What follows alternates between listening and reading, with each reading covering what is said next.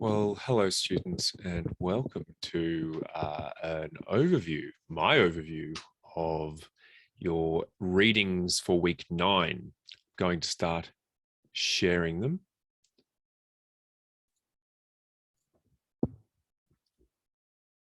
And they should be there now. Okay, so there are 3 readings we're going to go through. The first is Practical Norms, Informal Regulations Within Public Bureaucracies in Africa and Beyond by Jean-Pierre Olivier de Sardin. I've chosen this article for a number of reasons. Probably the key reason is this is an article that's going to be important in my PhD thesis, looking at lawyer regulation in Pacific Island countries. And I'm advocating as part of my research that there's a need for law reform, but there's a lot of questions over the best ways to do that and how you design and operate regulatory systems for lawyers in ways that are, going to be sustainable or locally relevant, all sorts of stuff. And Desjardins' work on practical norms has allowed me to look beyond the state law, codes of ethics, professional rules, and so on, and social rules and norms and cultural norms for explanations of behavior. Why do we observe different practices if we go out and look at people and watch what they do and listen to their conversations or speak to them and hear and watch how they act versus what is on the law books or what people would say you should or shouldn't do, norms. Ultimately, by taking on this idea of practical norms, we can access a more accurate explanation for what we see.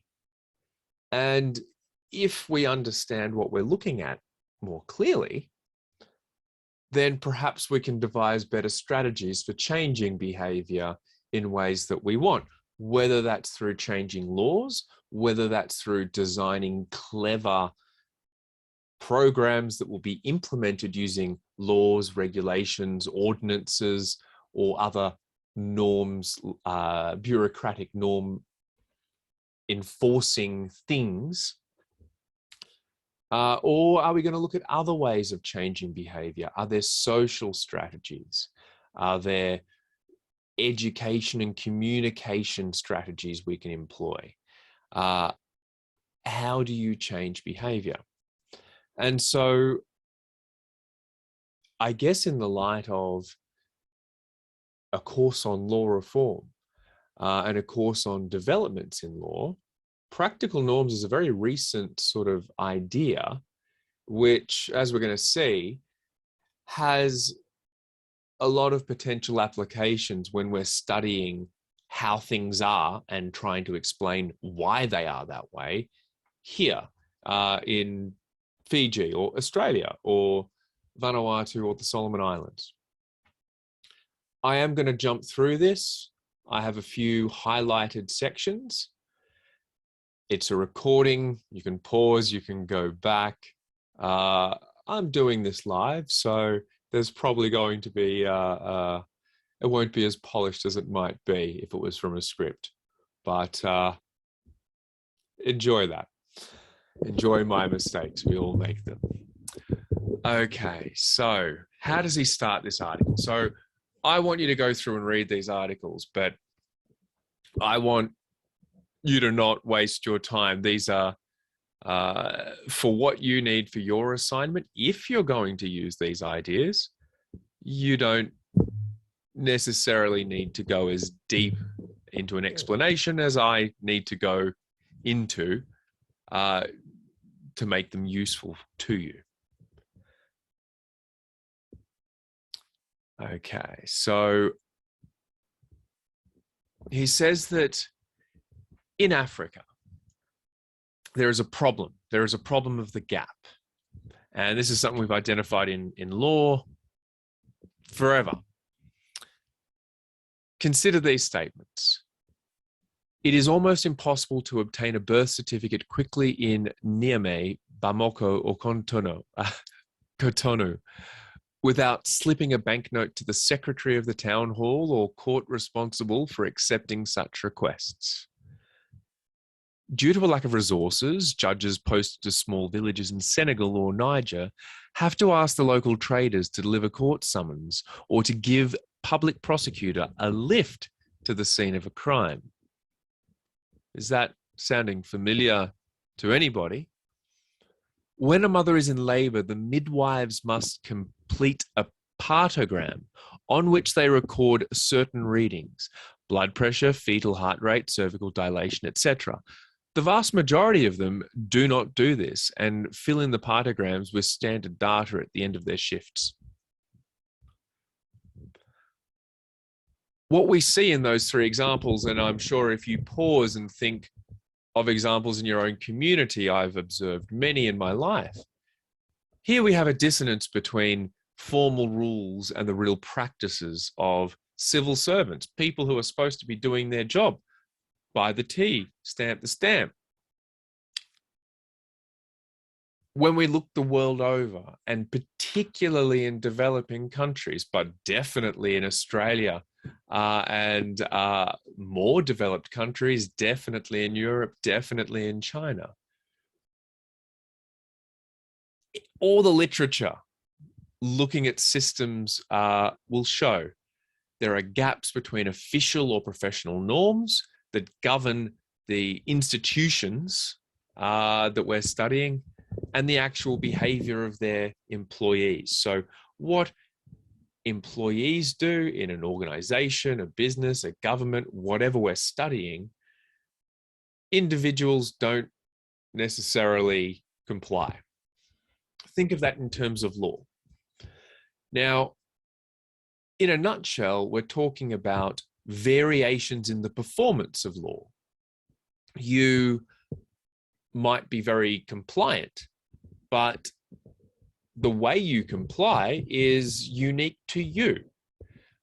If there's rules on how long you're supposed to park in a certain area in the city, and say you park a car there and you're about to run out of time, so you get a friend to stand in the spot, you drive around the block and you park again maybe. Okay, that's your variation in compliance. Maybe that's non-compliance, but you left the spot, you re-entered the spot, that's compliance.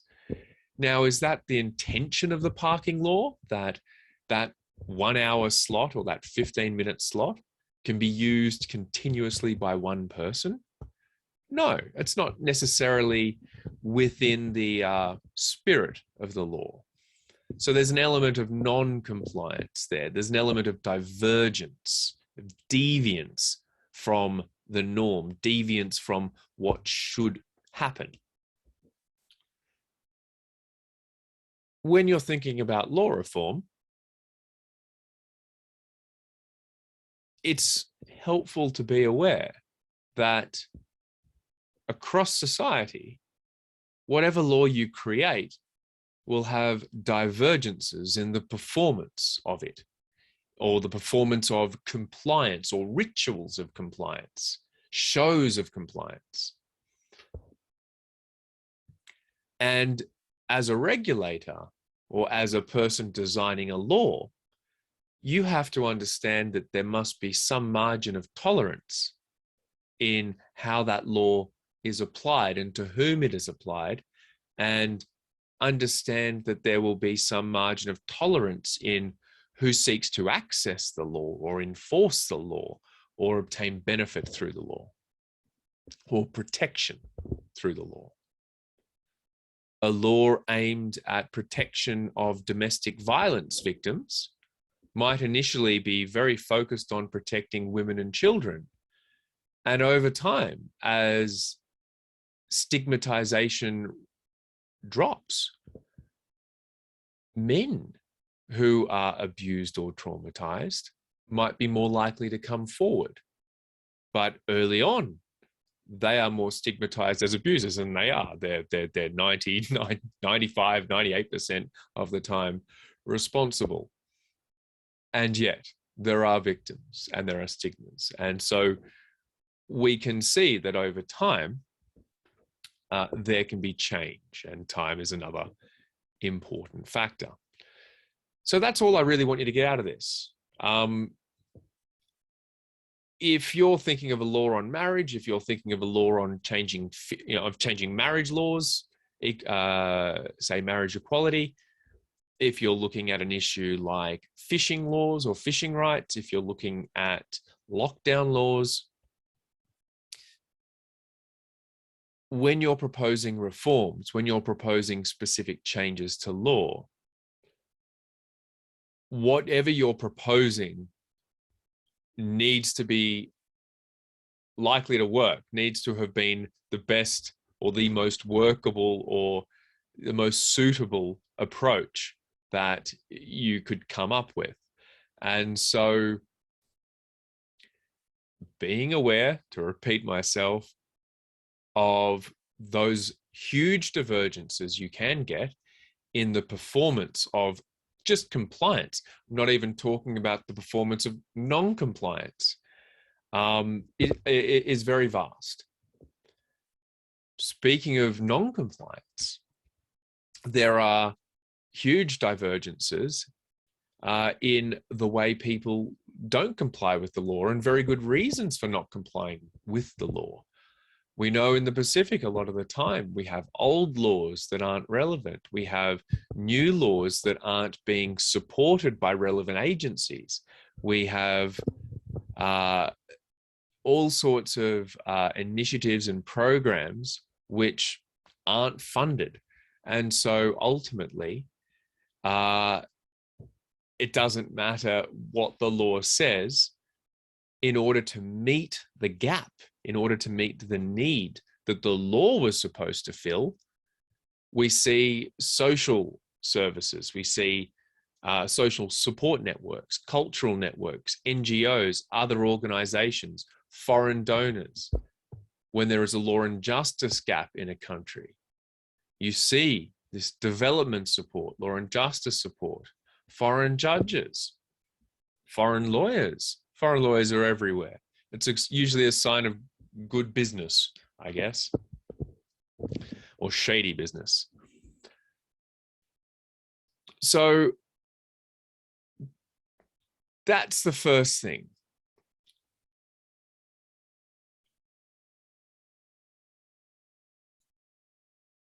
I guess another thing to take out of this, away from law reform and your focus for this course, you're going to be lawyers. You're going to learn practical norms of legal practice, which is something I've been trying to study for a few years, in a very removed sense at times, it feels.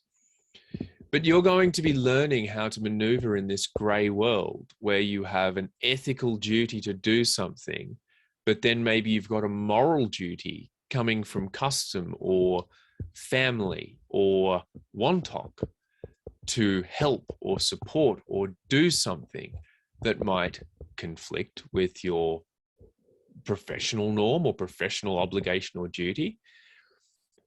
And there's going to be a lot of gray areas around which it seems to be permissible to maneuver in whatever environment you're in, whatever courts you're visiting, whatever meetings you're attending. And there's no rules for that. There's nowhere you can learn that. And you're fortunate, many of you, that your lives are a learning experience in navigating multiple normative orders that conflict and require you to carry a dissonance in your head. And we all do. But what I'm learning through my research is that this can be more apparent in places where the state is weak and social or customary orders of other legal pluralities are relatively strong. And you will learn by being there how to act when you have no moral playbook and nobody to seek guidance from other than your own conscience. That's where you're heading. So you're going to be embedding yourself into all of this. You're going to actually be dealing with this in a practical sense. This is discussion of these ideas at a theoretical level, and you know, this is a bit above and beyond where you need to be. Of course, if you incorporate some of this into your papers, I would certainly view that as above and beyond, and it may well be rewarded well. Okay. So he has a definition of official norms which you should familiarize yourself with, and social norms. This notion of the private sphere comes up here. And a few weeks ago, we talked about Habermas and the public sphere, and this dichotomy between the public sphere and the private sphere. And here again, we see this invocation of this difference between the public world and the private world. So what is the private world? Well, these are places with rules of propriety, family customs, religious obligations, ethical duties. These are sporting codes. These are in the realm of the private sphere. In the public sphere, by and large, are laws, bureaucracies, the world of the professions, doctors, teachers, clerks, etc., and the norms created by organizations, bureaucracies. That's public, that's private. What we see is that social norms or cultural norms, for example, respect for elders, creep their way into the public sphere, creep their way into the world of bureaucratic norms. And so they appear as practical norms. So even though some employee is, an employee is much newer, the fact that they are 25 years your senior means there's already a very awkward power balance. And perhaps you're related, that's your uncle. So you've been running a restaurant, and then your uncle starts working at the restaurant, say. You're the supervisor. Your uncle's on as, I don't know, somebody that you're supposed to be supervising. How does that play out? It might play out fine. What if there's a conflict? What if there's an issue? What if another one of your family members comes in and causes a ruckus? Who is going to solve the problem? Your uncle or you? Anyway, we're getting down the realm of hypotheticals. There's a very good example here on page 7 of this same sort of thing. And again, it has to do with, well, I guess, negative sides of practical norms, where you're not just doing it to navigate a world to comply, but all of a sudden there's suffering or something negative. So in this example, he went and studied healthcare workers, and despite there being both religious and cultural obligations to care for the elderly and be particularly respectful for the elderly, and healthcare workers had a duty, it's part of their job. He found that when an elderly woman was being received by hospitals, they weren't shown much respect at all. And that's at odds with what everyone says. You respect the elderly in African cultures, you respect the elderly in Pacific cultures. So why? Well, why is a very good question. Why is a good reason for law reform? Why is a good reason for more research? But what we observe is that what is there isn't a bureaucratic norm, isn't compliant with social norms, it's something else. It's a practical norm. And why might nurses in a clinic in an African country ignore a person who's there with no family? They're busy, they're overworked, they've got too many patients already, they don't have enough medical supplies. They're assuming the family will come in and start doing something. There could be a whole range of reasons. But these practices arise because people tolerate them. And there might be good reasons for that.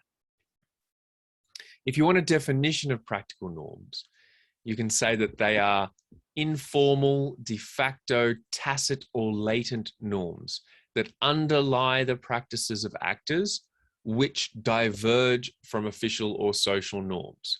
But they might diverge in ways that are consistent with the spirit of the law, or they might diverge in ways which are try to undermine the law for some reason, personal interest, whatever, political. Okay, so I've highlighted a number of other sections through here.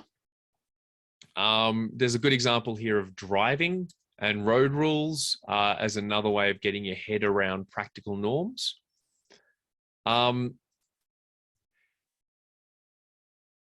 There's a good explanation of them as deliberate but masked infringements. So think of boxing, or think of politics, or think of football, pulling someone's jersey.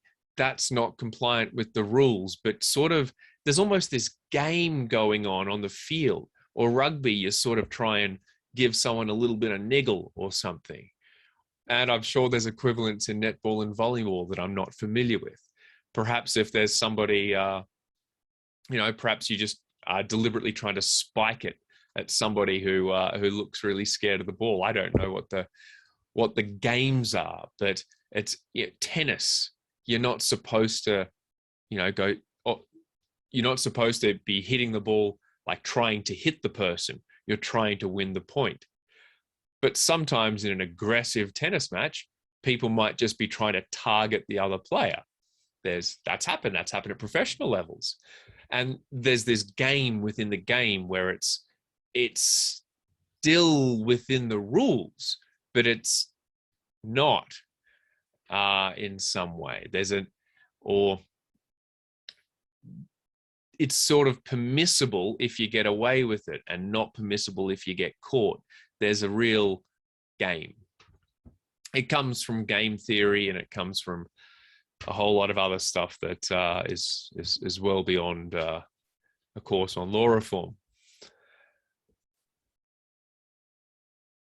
Okay, so you can see there's a lot of blank sections here. This is all very theoretical, and we don't need to get into it.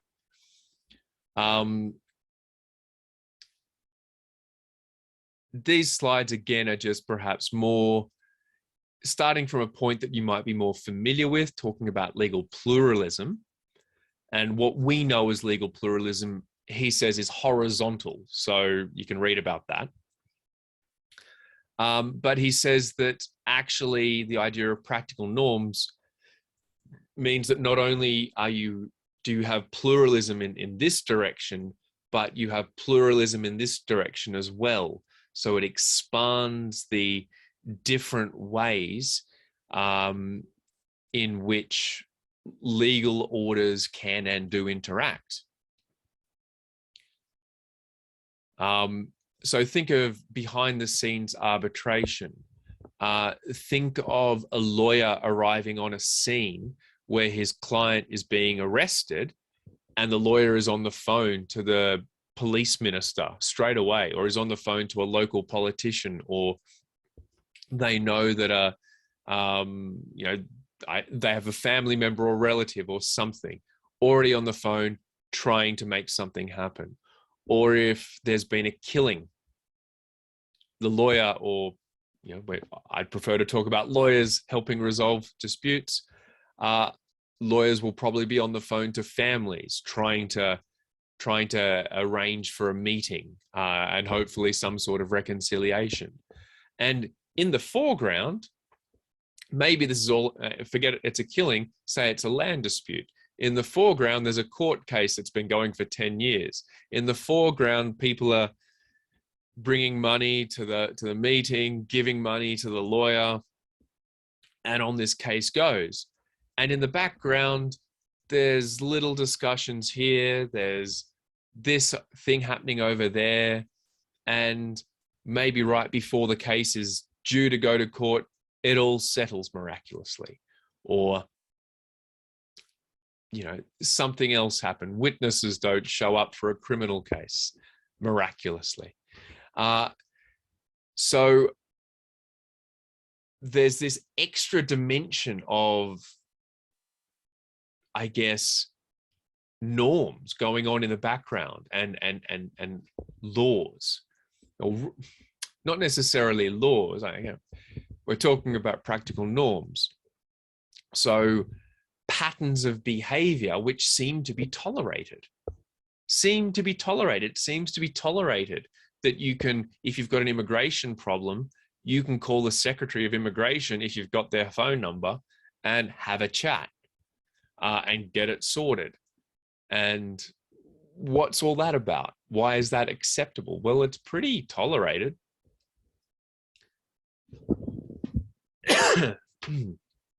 Okay, so good example. This table is worth taking note of. I have a little note here saying this describes everything. So I won't talk about it. I'll let you stare at it and scratch your heads as to why I think that explains anything.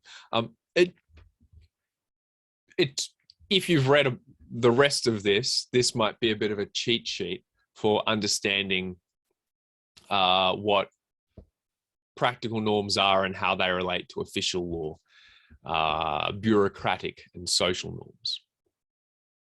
I prefer the term bureaucratic norms to official norms because saying that there's official law and unofficial law is like saying that the state law is more important than customary law, which isn't necessarily true.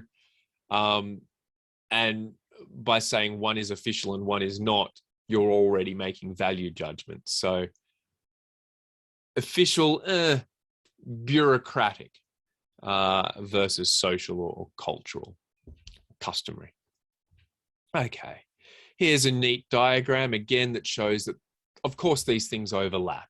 They're not discrete. We navigate between them.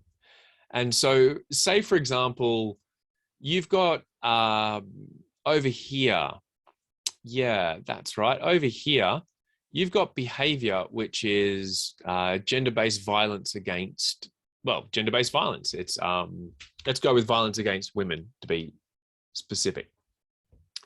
And as a regulator, what you want to do is you want to shift the behavior of society from here, wherever that is, over towards here, something more like, official norms like don't beat women or don't hit your kids or, that sort of thing. But we're not, we're sort of, it's almost bordering on acceptable, isn't it? I mean, it's acceptable it's actually acceptable in some places in the region. So, I mean, it's not even a set of practical norms that have developed to try to navigate the different, oh, well, maybe it's okay over here if, and no, it's never okay over here. And well, we sort of kind of have to move somehow. And, everyone was waiting for me to do it, so I did. Yeah, so that space. So if you're doing law reform, if you're trying to change a system, ultimately what you're trying to do through law or through education programs or whatever you're doing is move the behavior from here or here or here or here, wherever it is, to wherever it is you want it to be. And you're trying to do that through law, through whatever you're devising, criminalizing something. And let's not just say law, let's say regulation. You're trying to influence the flow of events. You're trying to change behavior. Which means law reform has got very little to do with law at all, does it? Well, law is the technical part. Law is how you actually get there through those strategies, if you can get there. But it's got a lot more to do with behavioral psychology. It's got a lot more to do with how you change behavior. Okay. So he has various typologies of norms. That's types.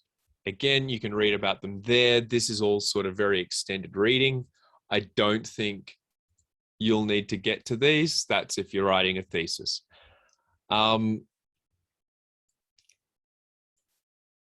Let's come to the conclusion.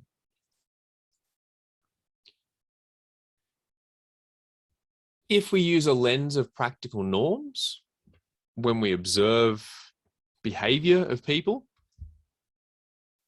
we can start to identify patterns and systems and things which reinforce, things which are tolerated, which support the existence of behaviors that we might want to change if we're a regulator. And knowing that we can change those, knowing we can access those to change them, gives us more strategies, options, and levers to pull to change behavior at a theoretical level. We see in our, all across the region, laws, official rules, paperwork, whatever, piling up without replacing the previous versions, without even finishing the previous project, just put a new label on, keep it going. What happens? Well, 50 years ago, people were writing about this, that if you're subject to all of these, oh, it's another new law, oh, it's another new law, oh, it's another new constitution, oh, it's another new constitution, people just get sick of it.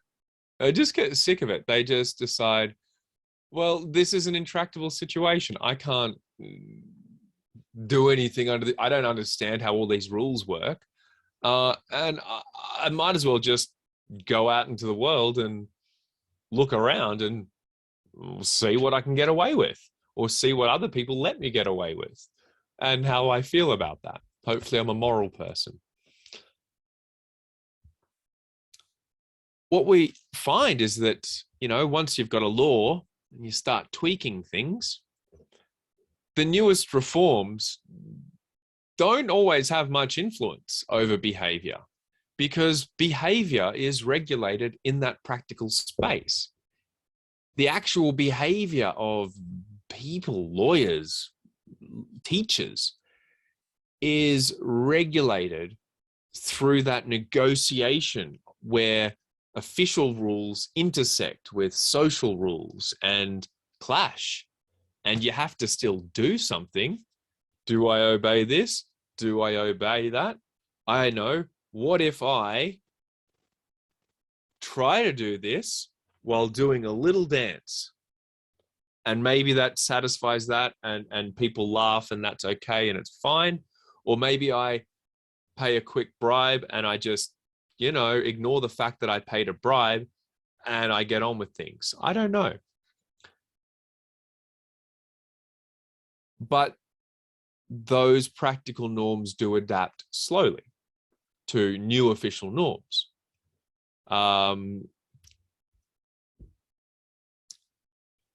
We can say that those changes are discrete, imperceptible, and indeterminate.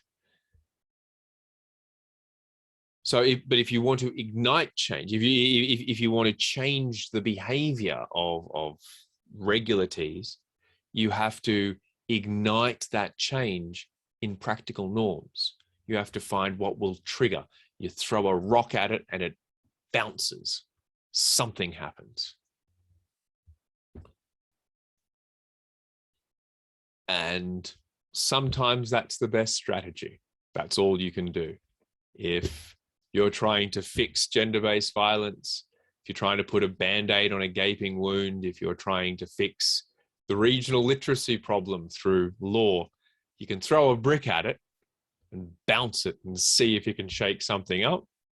You can study it and try and understand those nuanced, practical norms that are being actively negotiated in practice, and trying to work out how to change those and make them go in the direction you want. And that's a role for lawmakers. That is a problem for lawmakers.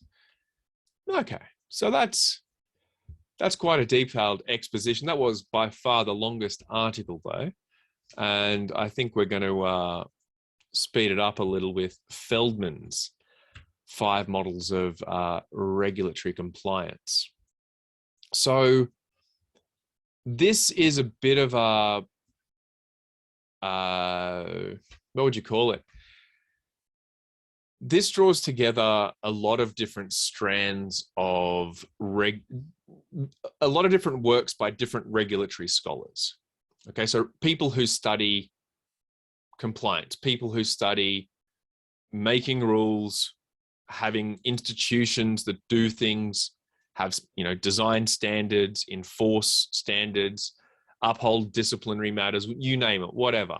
How do you make the people governed by these organizations follow the rules? And this article wants you to imagine that there's 5 different ways that people are motivated. So we can think of it as, these are all, we are all of these people. And we might be several of these people simultaneously. I can be motivated by reason. I might be motivated by money. I might be motivated by social pressure and identity, all at the same time. So if you're trying to change my behavior, you could use any of those levers to maybe shift me in the direction that you want. Okay, so I'm getting ahead of myself. So you're trying to change behavior. You're trying to implement strategies to make people do something they're not currently doing. Well, if they're a reason-driven individual, maybe you can convince them about the wisdom. It would be better if you did this. Here's why. That really would be better for me. Thank you very much for the information. I will do it that way. Good if you're a reason-driven individual. Also challenging. People don't always want to give you good reasons. Okay. I've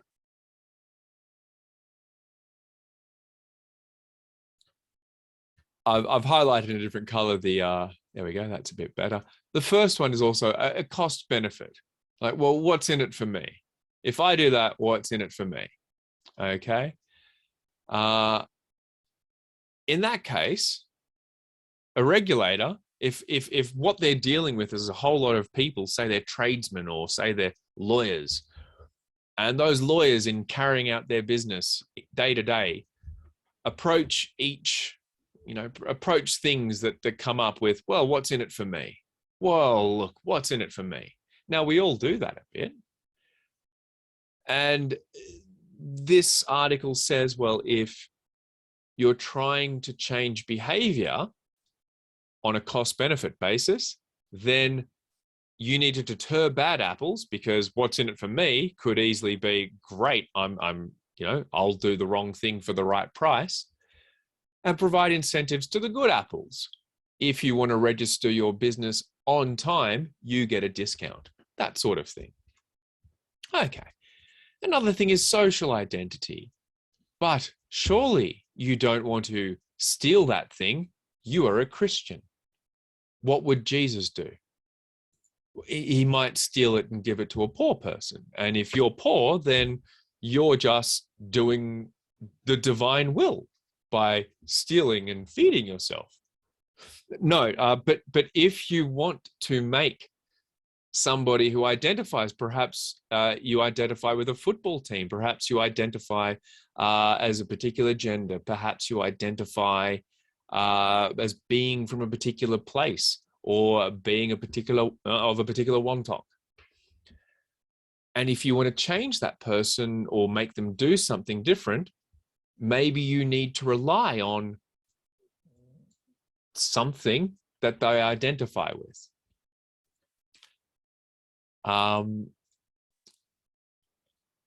Okay, the fourth one is assume, are you motivated by fairness and morality? And that's a big one, and we will circle back to that. Fairness is justice. That's a big one. You see fairness anywhere, you're like, oh, that's justice. What are they talking about justice? And finally, citizenship. Oh, it's just, well, that's the law. Well, I comply because that's the law and I'm a good citizen. And there are people that feel, well, yeah, I won't chuck rubbish on the ground because, I'm a good citizen. You shouldn't do that. But maybe there's a morality there too. It's bad for the dolphins and everything else. Okay, so that's basically what this article is about. It's saying that there are these different ways that humans are motivated. And if you want to do law reform, this information could be really useful.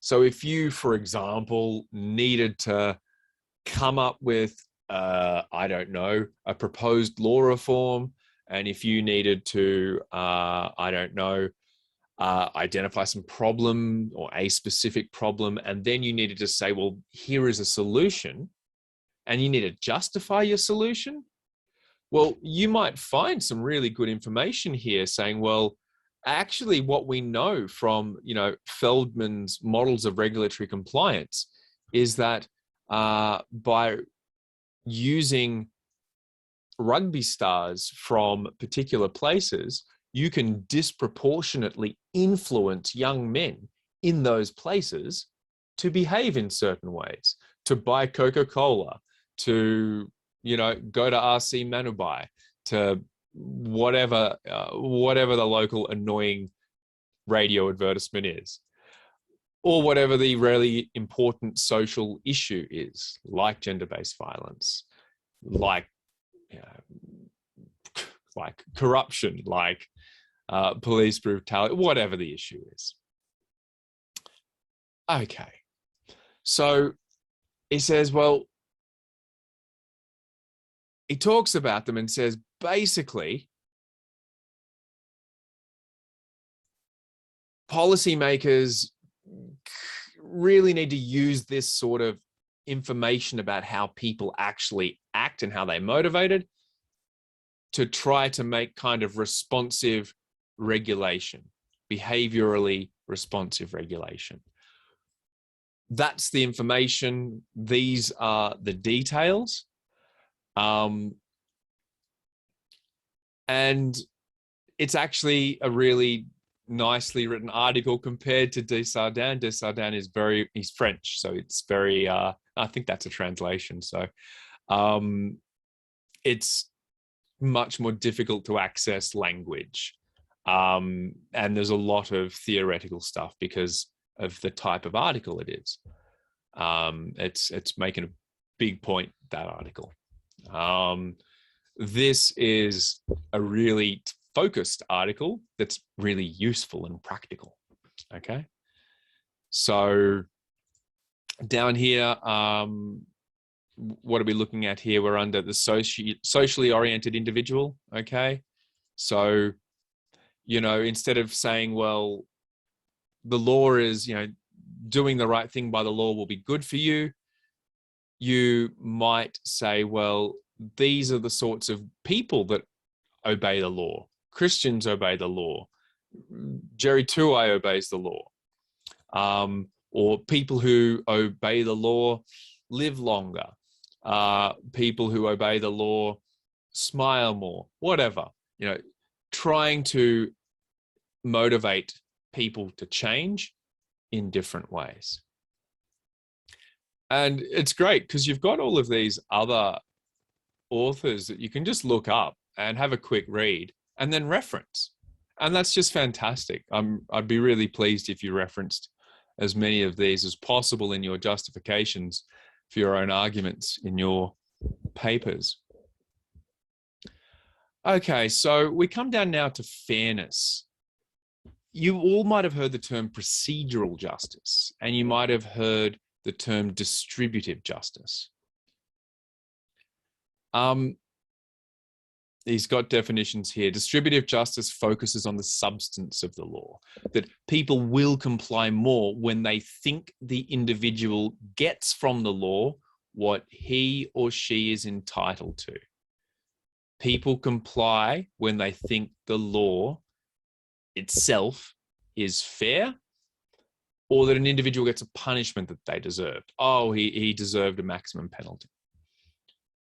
The law itself is fair. But procedural justice focuses on how the decisions are made. Was the judge neutral? Was the prosecution fair? Was the police evidence fair, etc.? So regardless of the content of the decision, oh, he's guilty as sin. Of course, he did it, but did the police beat the confession out of him, etc.? Procedural justice. So not only must justice be done, it must be seen to be done. The procedures and steps leading to it must also be fair. And by and large, if you have a fair process and everyone thinks it's a fair process, most people accept the outcome. This is the idea of legitimacy, and it's, again, a recurrent theme in this course on law reform. Why Do People Obey the Law by Tom Tyler. What a very provocative title. Procedural fairness, the way people are treated by authorities, is the main motivation for legal compliance. People will comply if they're treated like people who comply. People will not comply, or are less likely to comply, if they are treated by authorities like criminals. Think about it. Think about it. If you treat people like criminals, they are more likely to act like criminals. If you treat people like compliant, upstanding members of society, they are more likely to act like compliant, upstanding members of society. Amazing how respect goes two ways, isn't it? So, even in tax, there you go, a reference for those studying tax in this course. Okay, so there's a few other little bits and pieces here, but I am going to skip through. Mutual dependency. So, these all work together. People are, there's no one thing. So, if you're writing a paper, don't just say, oh, well, my approach will work because it relies on moral authority or something. Try to be a bit more nuanced in your argument.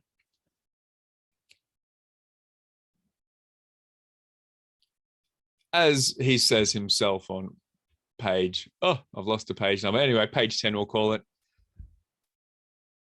While we demonstrate that these motivations are separated conceptually, containing legal intervention to one model is close to impossible. You're going to have several things. They depend on each other and they mutually influence each other. The social influences, the cost-benefit influences, the moral, etc. And this is a great section. This is saying, well, is this stuff feasible? So this is going to be really useful to you when you're arguing. Whether you can adapt regulations to what motivates people. So can you adapt? Yeah. How do you change the law? Can you change the law in a way that gets what you want in terms of compliance, but is changed in a way that lets you motivate people using the types of motivations that you expect that they will have, or that you know that they have? Money, morality, whatever it might be. Okay, so that's what I want to leave you with. I haven't highlighted through this conclusion. I expect you to read that. But what do you think? I think that's probably a pretty useful little article for you, because it gives you some quite meaty things to say, lets you talk about, if you want to talk about procedural or distributive justice, if you want to talk about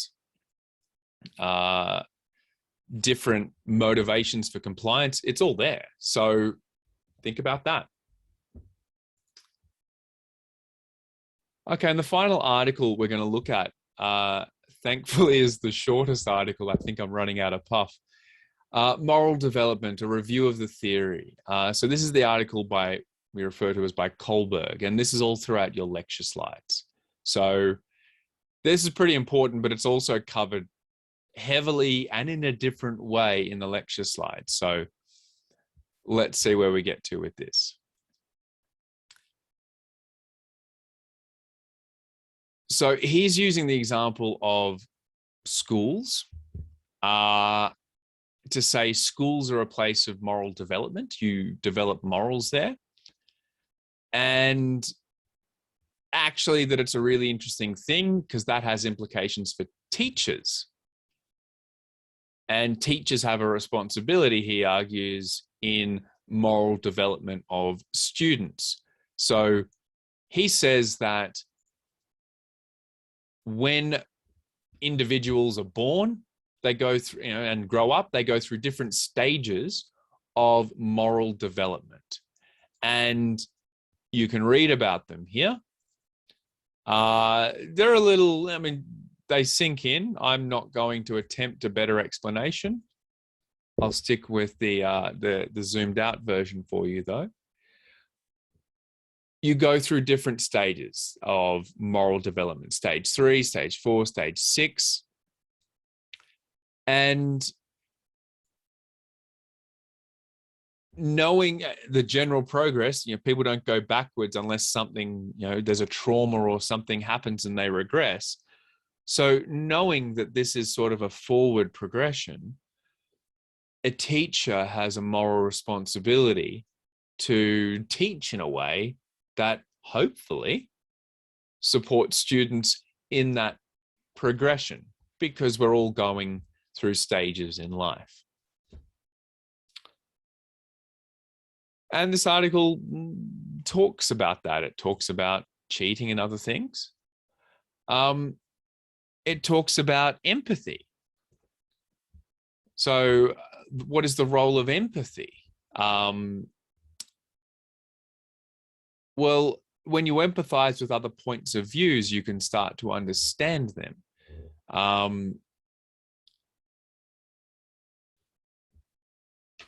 And that actually lets, well, if we want to take this, imagine you as future policymakers, the more readily you are able to identify with others, that you have a self-other identity, that you have a strong personal identity, that you have an idea of your own values, the better you will be able to, hopefully, empathize and understand the views of others. So what are your NGO's views? Well, what's that NGO's views? Well, do you understand that they just have different views because they have different constituents?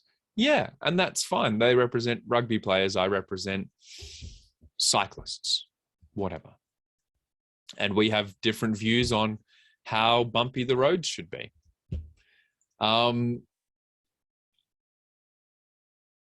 Okay, so there's not a lot I want you to take away from this article, because really it's all in the lecture slides, how you might want to use this within this course. But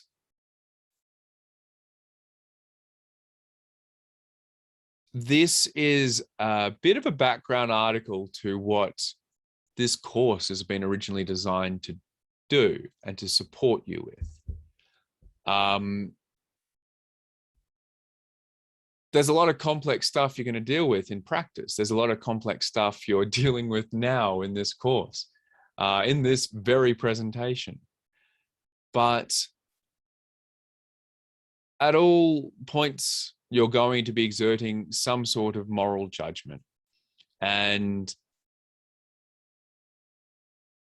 your morality is a rational thing. It's something you reason with. Now, one person's reason is another person's crazy. This person believes the world is 6,000 years old. This person believes a big bang happened and created everything. Who's crazy? Everyone's crazy. But we rationalize ourselves to these beliefs, and we maintain a dissonance, a cognitive dissonance, when we meet inconsistencies with our deeply held beliefs. And we hold these simultaneous inconsistent beliefs, and we get on with our lives. And then they clash and we do something, a practical norm. And they exist, and we don't really, maybe we can't resolve them. Maybe, it's a clash of respecting elders versus being, the number one graduate of Harvard University at the age of 13. And frankly, everyone older than you is dumber than you and has worse ideas than you about how to fix things. So, what do I do? You still eat your veggies and go to bed at 8:30 and, whatever, probably. But that rational process of moral judgment is influenced by your ability to empathize. It's influenced by your capacity for guilt. And moral development, say through the church, takes you through some of these stages of moral development. That feelings of guilt, anyone? And the point of this article is that education takes you through that. It gives you these opportunities to do things, to act in moral ways, to act in ethical ways, to act in right ways. It is right to study hard. It is right to help my classmates. It is wrong to cheat. It is wrong to plagiarize. It is wrong to lie to me about that. It is wrong to steal other people's ideas without referencing them, whatever. You are making moral judgments. You are morally developing. And this course is trying to do various things to support you in that process. I'm disturbed at times by how students think. I have to say. I'm not really interested in telling students what to think. But I mean, if students think, there was some good examples, but we won't single anybody out. I don't want to embarrass anyone.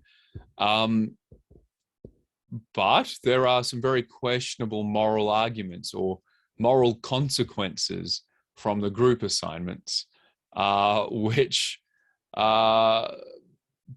perhaps students just didn't consider, and that's perfectly fine. We're not expert law reformers in this course. We're all doing this sort of at the beginner level, but you can get surprised by what certain people seem to think. But I'm interested in how you're arriving at your conclusions and encouraging you to empathize with other ideas, other ways of knowing.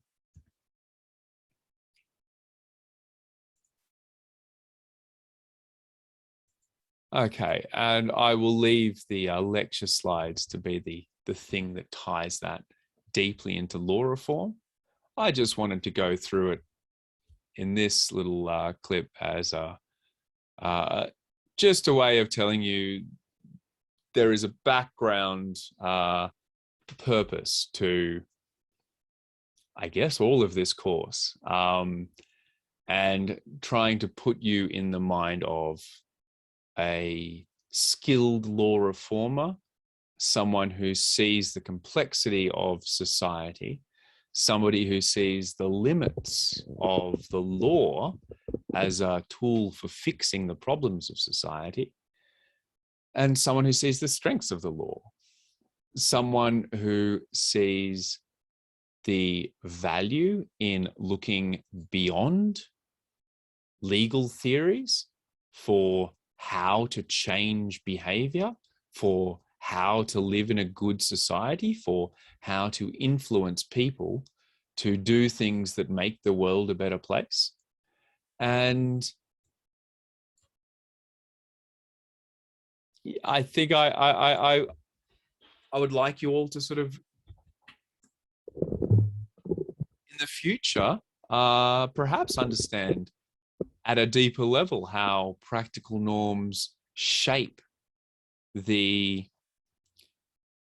practical norms are and describe the interactions that you'll have all the time, day-to-day practice as lawyers, and the behaviors that you manifest, and to think about them.